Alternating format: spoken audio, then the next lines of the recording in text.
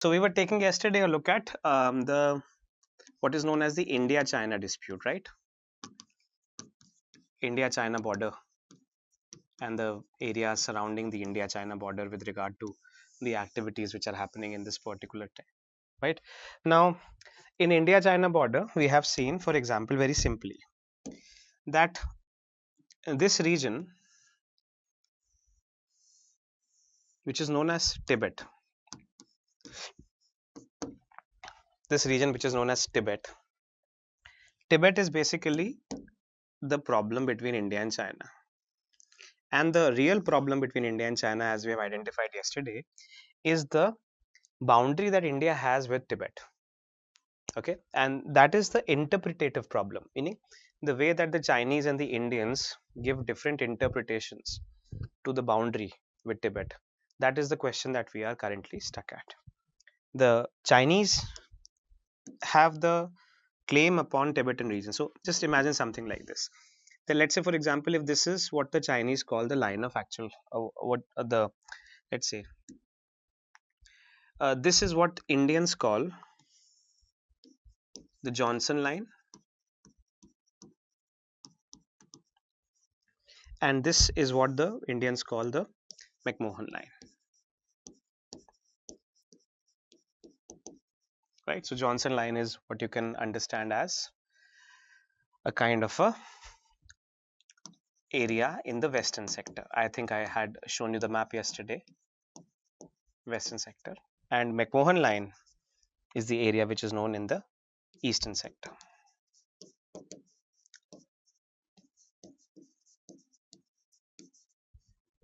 Right now, the Chinese say basically that the western sector, the eastern sector, let's say for example, this is the state of Jammu and Kashmir entirely, right? Which means that this part known as the region of Ladakh is a part of Indian territory according to the McMahon line, meaning according to the Jensen line, that this lies on the Indian side, right? And this part, Arunachal, also is a part of the Indian territory. This lies on the Indian side. So this is the line that India proposes, known as the Johnson line and the McMahon line. The Chinese claim that the Johnson line should be altered in such a way that this area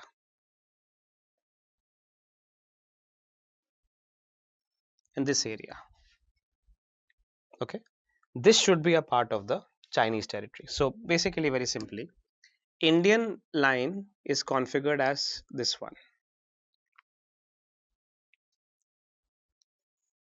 the one which is running in red. This is the Indian line, right? And the Chinese line is the one which is running in orange.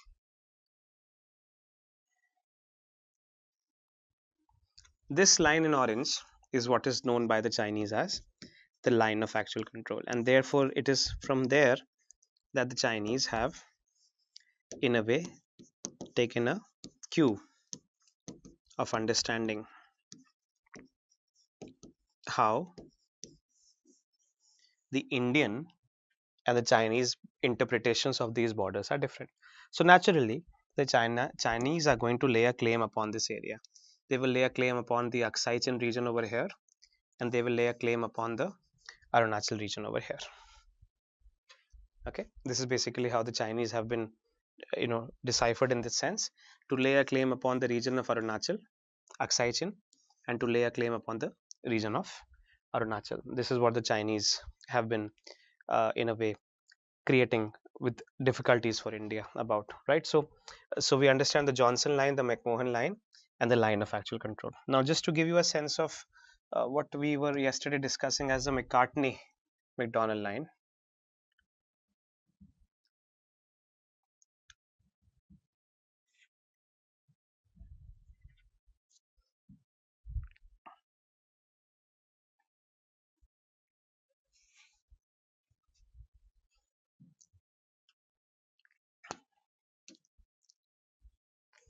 So I hope this part is clear to you. If I have to, in a way, stitch it out for you very clearly, we understand that the line which is connecting, class, take a look at this line which is connecting this entire region over here. right? So from the line which is joining this entire region of Ladakh and Uttarakhand, this is the Johnson line,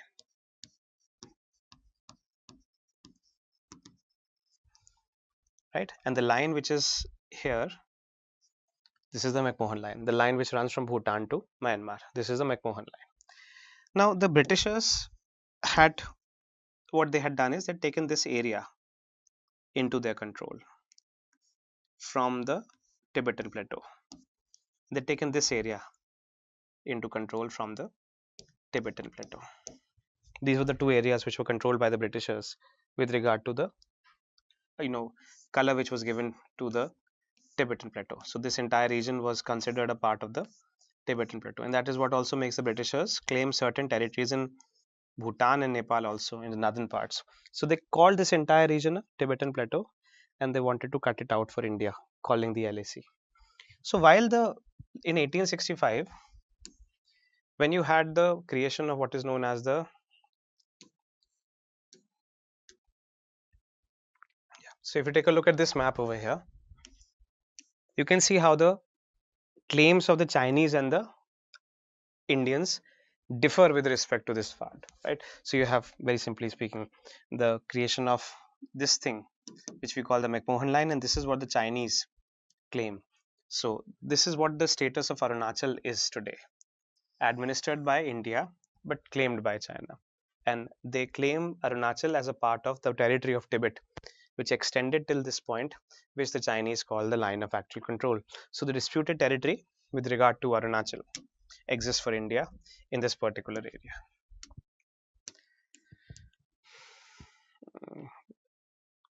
Now, if you see this map over here, this is the part of the area in Kashmir. Okay, so let's say, let me mark this out. This is what is called the Johnson line. You understand this now perfectly well. This is the Johnson line. This is the line which is marked by the Chinese as the line of actual control. This is the Chinese claim as their own territory, marking it as the line of actual control. Right. Now it happens to be the case that while the Britishers had marked the Johnson line in 1865, 1867 it was finalized, the Chinese at the time had protested against the Britishers. The Chinese had registered certain protests against the Britishers in terms of marking this line uh, as a part of the Chinese territory, as a part of the Indian territory. So they registered a protest against the Johnson line. As you can see automatically that this area is what we call claimed by the Chinese as a part of being the Tibetan plateau. Okay. Now, as a response to this, the Chinese, demands and protests, the Britishers proposed another line by which they agreed to retreat slightly backwards. Okay, you see this line over here, the one which is going in red. The Britishers agreed to, in a way, create a line slightly backward, and they said, okay, ठीक है, if you're not agreeing with Johnson line, we'll retreat the line slightly, and they created what is known as the McCartney-McDonald line. Now, this was the line which was known as the McCartney-McDonald line, was a kind of a truce which was offered by the Britishers to the Chinese in the 19th century, till which the Britishers said, okay, ठीक है, we'll take our positions over here, you take your positions over there. Okay, so the Chinese claimed territory till here, Britishers marked territory till here, and a kind of a middle path was proposed by the Britishers, which was known as the McCartney-McDonald line. But this middle path was never chosen by the Chinese. Chinese never agreed, or they gave a understanding of the McCartney-McDonald line. They never accepted the position of the McCartney-McDonald line. So the McCartney-McDonald line is just a proposition which was given by the Britishers at the time when the Chinese were protesting against the creation of the Johnson line. And as a response to it, the Chinese did not say yes or no. They maintained complete silence over what they want to do with regard to this particular line, right? And the most important part about this was that when the Chinese did not accept the McCartney-MacDonald line. In 1962, it was open for the Chinese to reclaim their territory till the line of actual control, right? So the Chinese silence is not accepting the McCartney-MacDonald line benefited them when they did not have a signed agreement in which they accepted the McCartney-MacDonald line, and they took the entire territory back with regard to the 1962 war. So this line, which is standing in the middle in the western sector as an opposite, let's say, perspective to the Johnson line, is known as the McCartney-MacDonald line, right? This is basically what we take a look at in these capacities and understanding. Are we clear?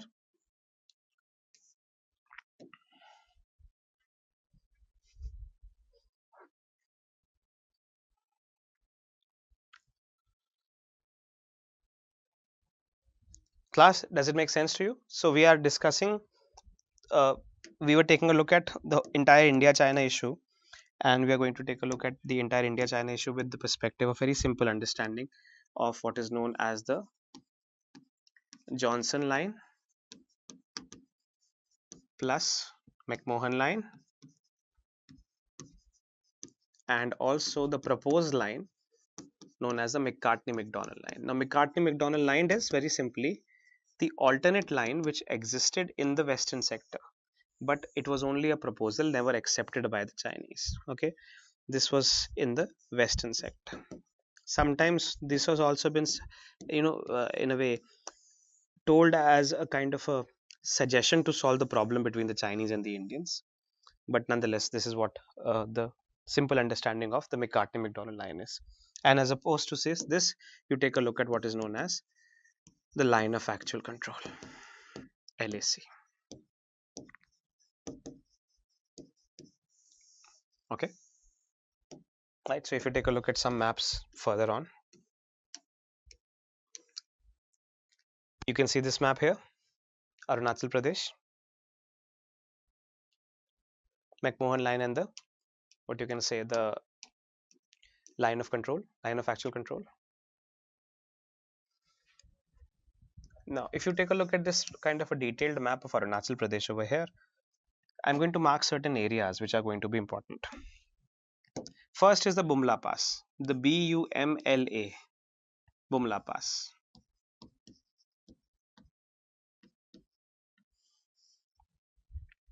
We are taking a look at what is known as the Bumla Pass, which is the way by which, when in 1962, when the Chinese army attacked India, they came to India by what is known as the Bumla Pass, right? So it is the pass which is stationed at the India-China border, which allowed the Chinese military to move inside Arunachal in 1962, even if it is currently today the most militarized point between India and China. Because in a possibility of a Chinese attack upon India, it is likely that this attack will happen from the Bumla Pass, because that is the passage which allows the Chinese forces to move inside this entire region, right? And the city that you see very clearly associated with the Bumla Pass is the city of Tawang. This is where you have Tawang. The Tawang is an important city for a few reasons. Okay, when the Dalai Lama came, when the Dalai Lama took exile in India in the 1959, 58, 59, the Dalai Lama had to flee the persecution of the Chinese forces and he had to take exile in India. He came from the same route. He came from the Bumla Pass and he came to the point of Tawang. The Tawang is, let's say, for example, the only site in the world today which has untouched traces of Tibetan cultural history.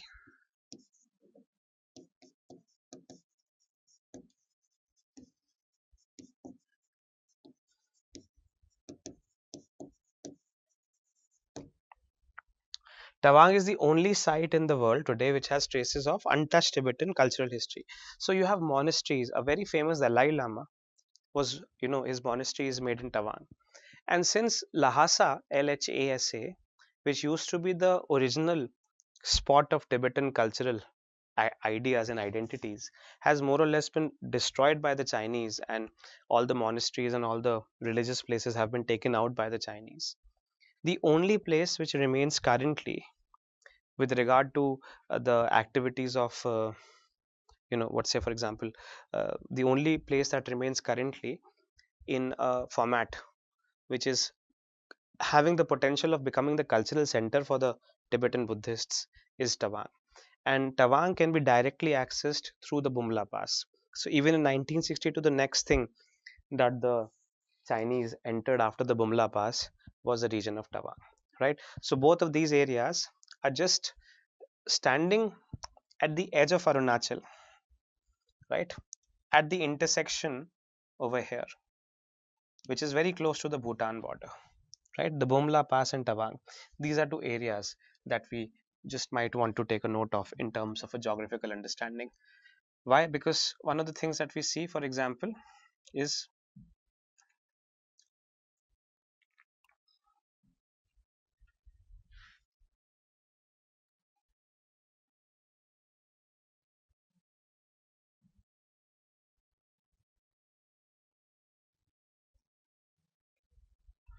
that in 2022,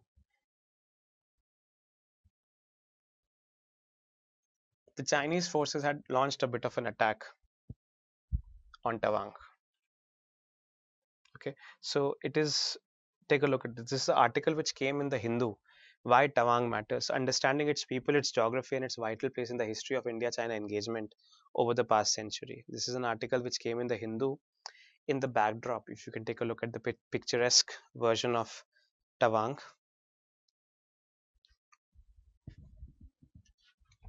take a look at this. A bird's eye view of the Tawang city of Arunachal Pradesh, which shares a border with China, where clashes between Indian and Chinese soldiers took place on December 9 in 2021. And in 2022, this was the clash that happened between the Indian and the Chinese soldiers. So that is where you can see the aerial version of Tawang. This entire region is the centerpiece of, what you can say, the questions about the Chinese claims upon India, etc., etc. In short, this entire territory is claimed by the Chinese as the most specific part of its security arrangement in controlling the Tibetan region. Okay, please take a look at this. It was in December 2022. The Tawang section in Arunachal Pradesh, sector in Arunachal Pradesh, where the clashes between Indian and Chinese soldiers took place on December 9, has long been a theatre for contentious border scuffles. It was the Tawang sector that the 1962 India-China war first began. It was also the last place where the ceasefire was implemented. The population here consists in mainly of Monpas, adherents of the Tibetan Buddhism, with a distinct local ethnic identity. With all the attention on the two militaries clashing, it is easy to forget the trauma that a border skirmish imposes on the local people. It is vital to note that the Tavangapas, as they call themselves, are the only Indian who have lived under foreign occupation after gaining independence from colonial rule. Right. So, while the Chinese forces in 1962 had come till the point of controlling these areas, after that they had retreated. Right. So the Chinese had controlled the areas over here in Tawang, but later on they had retreated from these areas. So this is basically why I'm in a way giving to you a little bit of an understanding about the territory of Tawang. 60 years ago in December 1962, the last Chinese soldiers actually left Tawang after having occupied the area for almost 2 months. As the Chinese forces had advanced across the border, the Indian administration and the soldiers retreated towards Assam. The locals too tried to flee their homes, fearing that Chinese would visit the same wrath as they did on their Tibetan brethren. Those who could not leave spent the days in terror in the jungles as Chinese soldiers built camps in Monpa villages. Even today, every skirmish on the border rekindles the same sense of foreboding it did 60 years ago. Chief Minister of Arunachal, Pema Khandu, himself is a Tawangapa, and his statement after the December 9 clashes was aimed at allaying those fears. Yangtze is under my assembly constituency, and every year I meet the Javans and villagers of the area. It's not 1962 anymore. If anyone tries to transgress, our brave soldiers would give a befitting reply. The Arunachal border has seen increased military activity since the 2022 Ladakh standoff. Like in eastern Ladakh, the border areas in the Tawang sector to have seen a strengthening of border infrastructure. The Chinese action in Tawang comes as the Sela tunnel, meant for providing the Indian security forces an all-weather road to Tawang, is scheduled to be ready next year. Okay, take a look at this. Yangtze, the scene of the latest clashes where soldiers on both sides suffered minor injuries, lies between two high mountain passes, Bamla and Tulungla. Now, I'm going to identify this too for your prelims examination, please, class. Just take a look at this. Taking a look at the Yangtze.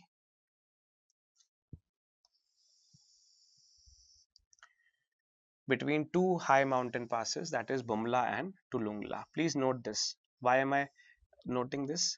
Because the last clash that happened between the Indian and the Chinese forces happened in this region in 2022, which is not very far from where today we stand. So the fact that these are the areas in which the most amount of the last kind of clash happened between the Indian and the Chinese forces is what becomes relevant in understanding this part. So I'm highlighting the portion of Tawang slightly important for you from a geographical international relations perspective. Okay, you can take a look at this part from here till here.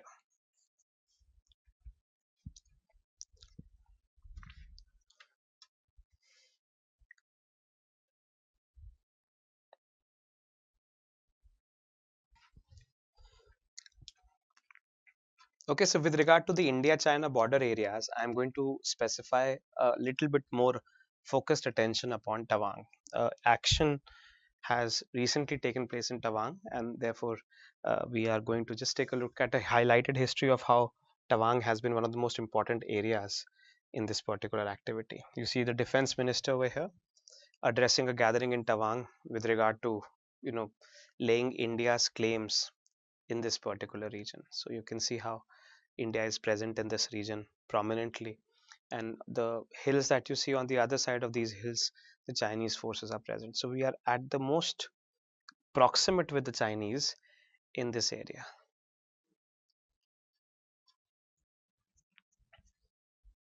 Okay, right. So this is one part. Now we are going to take a look at. So this completes us, in way which we are going to take a look at the India-China border disputes in terms of understanding these parts clearly.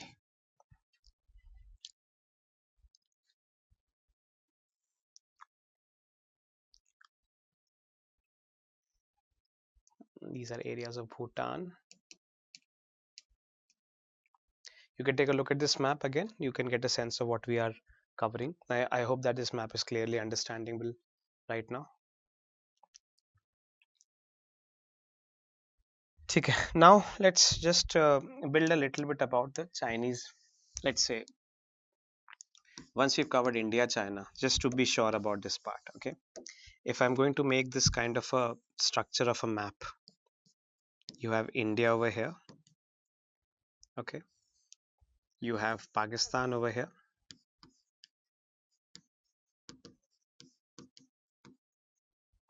You have Afghanistan over here. I hope that from yesterday's class you can get a sense of how these points are being connected to each other. You have India, Pakistan, Afghanistan. Then you have what you can call Central Asia, Central Asian Republics, CARs. And then you have Russia.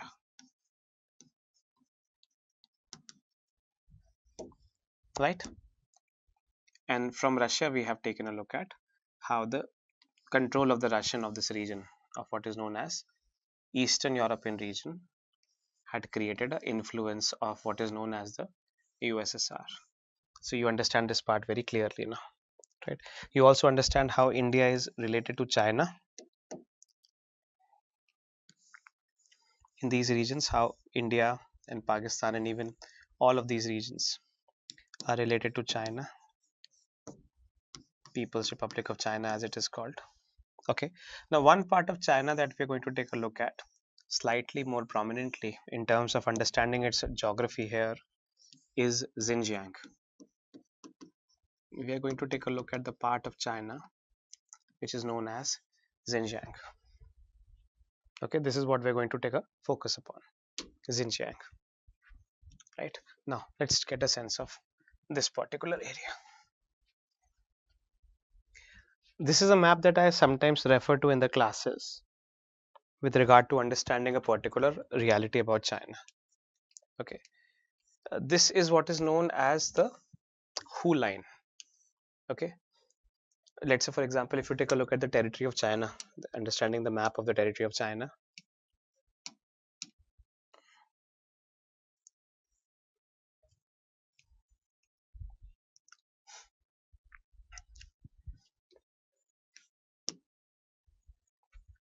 Okay, so if you take a look at, for example, the political map of China right now, right, we've already moved from this area. Okay, ये वाला जो area हमने cover कर लिया यहाँ पर, जो what we call the areas occupied by India, etc. in terms of Chinese border, the McMahon line LOC. Now, if you move from this part, you see you have this is the way in the Chinese political map has been constructed. Now, an interesting thing to note about the Chinese, area is that 94% of the Chinese population is concentrated in this line. Okay, so this point, you see the point over here. This is known as a 15th ISO height. The line which is crossing through China is what is known as an ISO height, the 15th ISO height as it is called.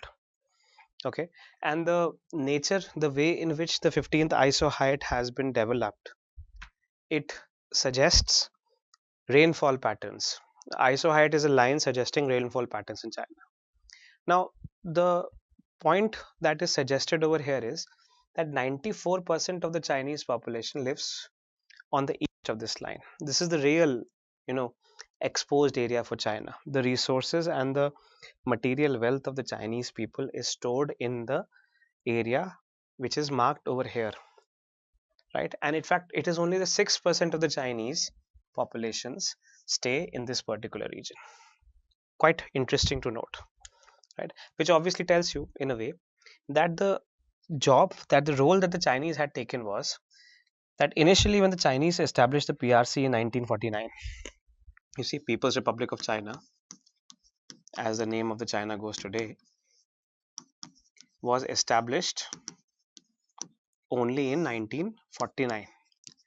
And while People's Republic of China was established under the Chinese Communist Party, right, they did not have control of this region entirely.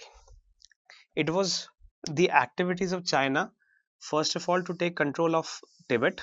This is Tibet, and this area, Xinjiang, right? These are the two important areas in China, but they never really belonged to China in the first place.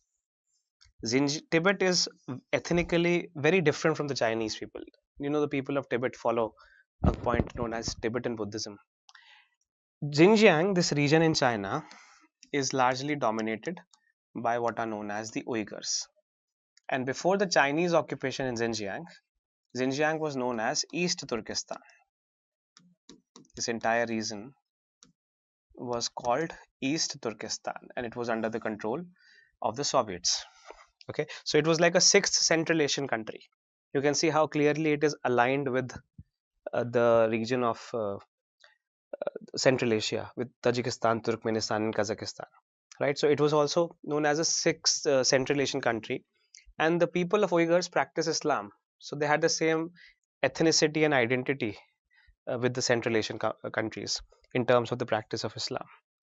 So what you see, the Chinese strategy was that the plateau region and the mountainous regions of Xinjiang, they wanted to raise as frontiers against their main resources, right? Just imagine, as you go from here, you want to protect these resources, right, in mainland China, and what you attempt to do to protect these resources from any kind of a coming invasion, right? For example, from here or here, you raise frontiers, just like the Britishers raised the frontiers and just like the Russian raised the frontiers. So you raise frontiers to make sure that people from this side and people from this side, or these areas can become like walls by which any kind of a movement in this region can be protected. So you will be able to protect your areas. So in a way, this map reveals to you the Chinese security imagination.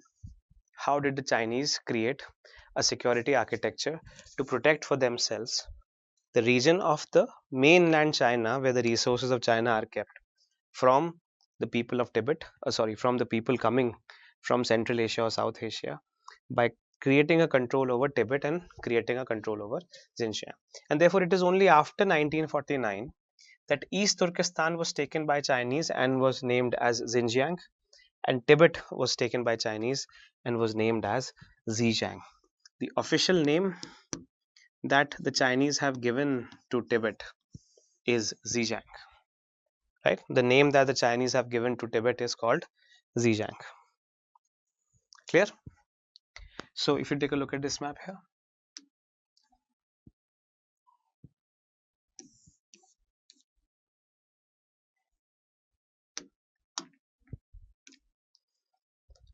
this is what in a way marks the Xinjiang Uyghur Autonomous Region, right? Based upon the uh, name of the people who reside in this region, Uyghur, who have been in news recently, claiming that they are being persecuted by the Chinese forces heavily, and a lot of ethnic and cultural violence is happening against the Uyghurs in this entire region. Locate the proximity of Uyghur to Kyrgyzstan, Tajikistan, and Afghanistan. You see how these areas, which are primarily Muslim dominated areas, have a very clear proximity with what you can call the Uyghurs. And the sense that this entire territory was kept as a buffer zone under the control of the Chinese from any kind of an activity from these areas. And the fact that the people of this area are persecuted under a hammer by the Chinese forces to make sure that they always secure a control over this area, which shall act as a protection against these coming forces from Central Asia and South Asia against the Chinese. Right? If you take a look at a little bit of a expanded map, right? If I make something like a who line, the iso height like this, you see. So you have the majority of population of Chinese over here, and most amount of this area is taken by the Chinese as a attempt to secure their own territories. So this is Tibet, and you can see the border of Tibet with India, and this is Xinjiang. You can see the border of Xinjiang with the what you can call the Central Asian countries and Afghanistan, etc., etc. Right? So if a question is very simply asked,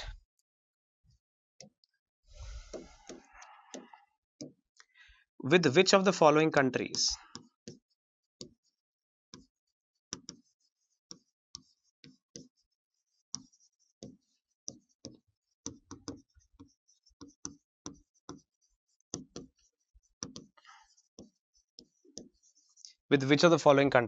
does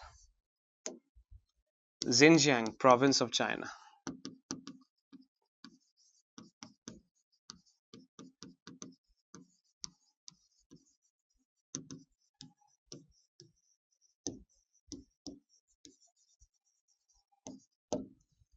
with which of the following countries does the Xinjiang province of China has borders?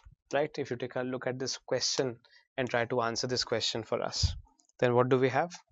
First of all, at least technically, India has a border with Xinjiang because the Pak occupied Kashmir region is understood, sorry, the Aksai region is understood as a part of India.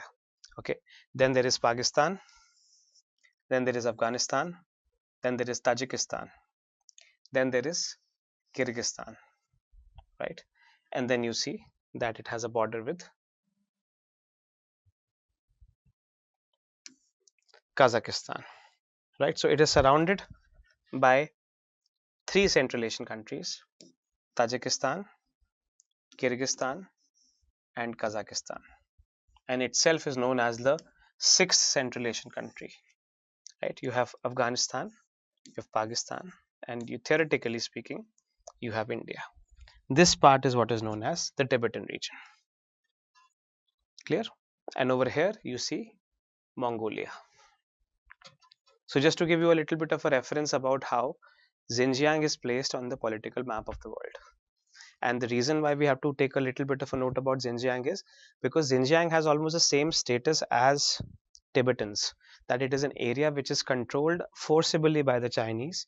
And the reason for the Chinese to control the Xinjiang region is specifically to make sure that their security architecture is raised against any kind of a invasion from Central Asia and South Asia के लिए that security architecture puzzle is Tibet. So that's how the Chinese control this region for their own advantage, Xinjiang and the areas around Xinjiang.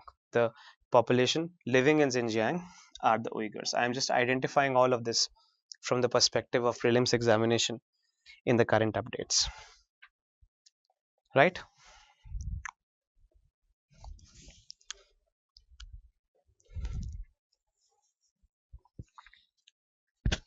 Do we understand this class? Okay.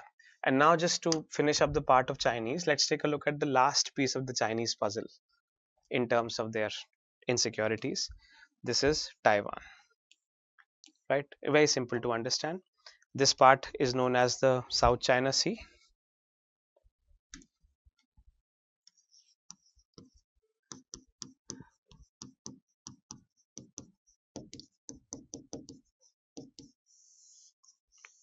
This is known as the South China Sea, and this strait is known as the Taiwan Strait.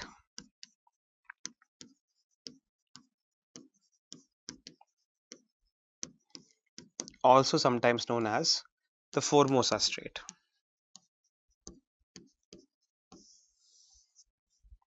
Okay, and again, Taiwan is itself sometimes known as Formosa. You have the capital of Taiwan, Taipei, northern parts of Taiwan, right? And the name, the real, if you can call, official name of Taiwan as a country, the official name of Taiwan as a country is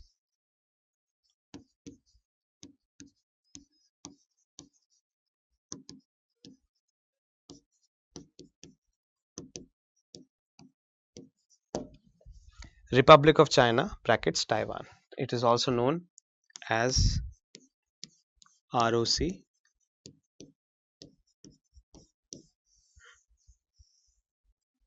Taiwan, right? The main area with regard to Taiwan is Republic of China Taiwan, also known as ROC Taiwan.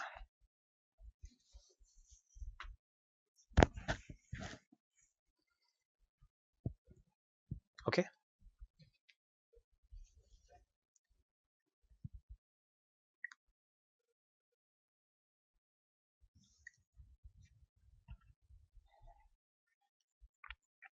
clear?